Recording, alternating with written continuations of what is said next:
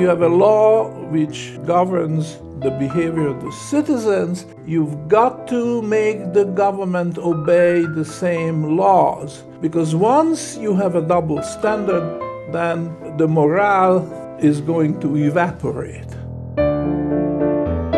And the first law is that money should not be a tool of plundering. A tool of plundering in the hands of the government. Because that's the easiest way to plunder people, which people wouldn't understand.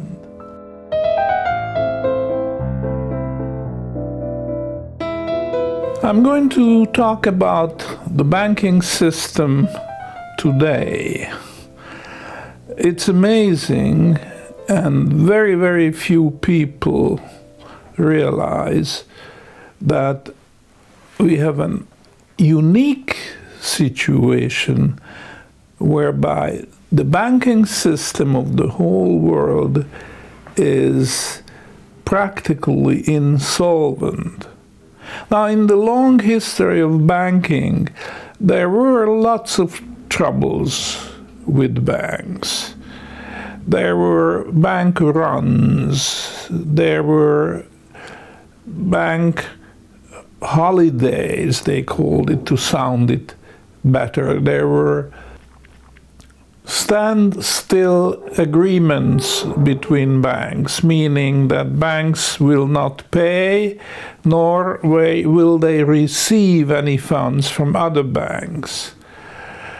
There were suspensions of the gold standard. There were all kinds of problems. But while some banks were in trouble, some others were healthy. And eventually they could make the healthy banks pull up the system, eliminating the bad banks, and the system could go on.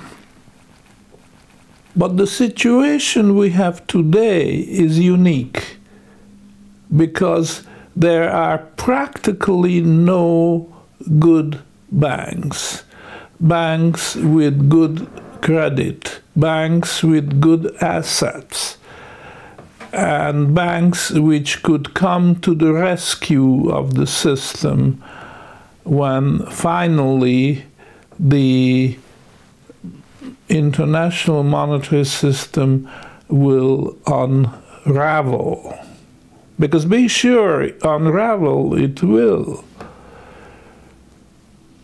It's a very complicated situation, so I wouldn't think of trying to analyze it.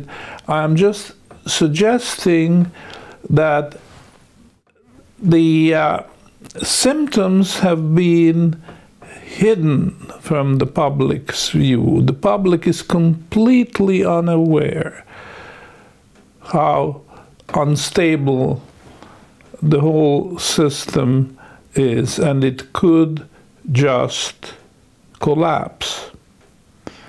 And because of that, the public is unprepared.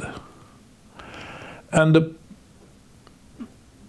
place where this is most acute is with the pension system. A lot of people, elderly people, or people who will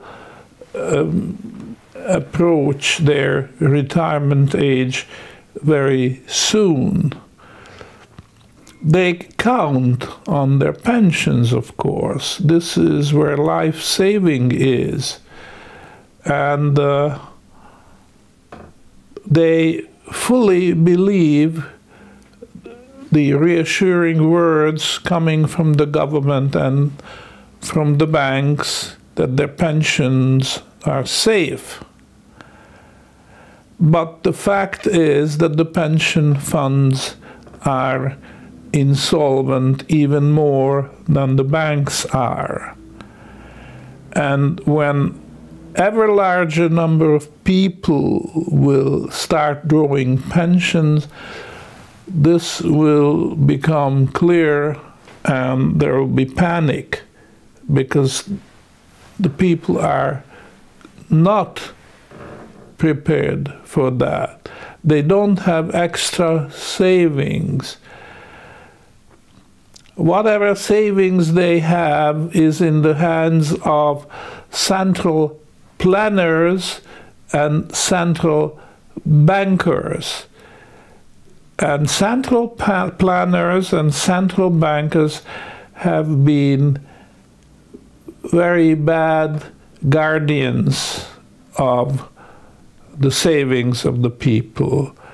So the savings are just not there.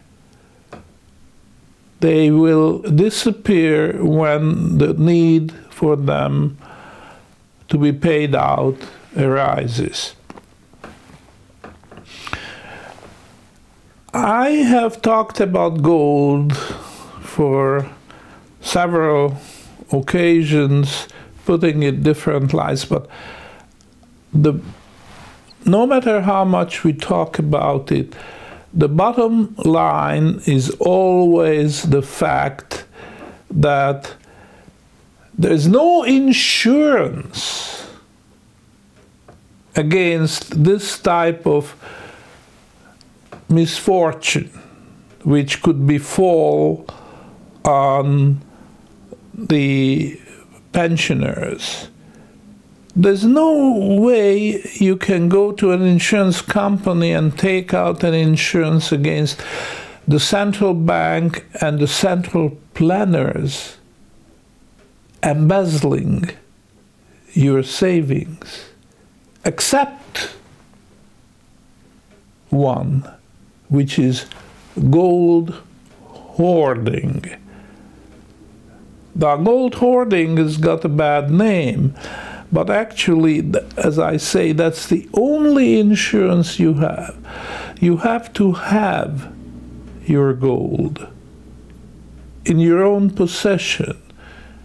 Putting gold out, either in banks or in funds or in institutions, especially pension funds, is no good. You've got to have gold in your own possession. It's the only way you can ensure your happiness in old age. Because if you trust the central planners, you trust the central bankers, or any bankers, you may just be sorry. Because when the need arises, you won't have the savings available.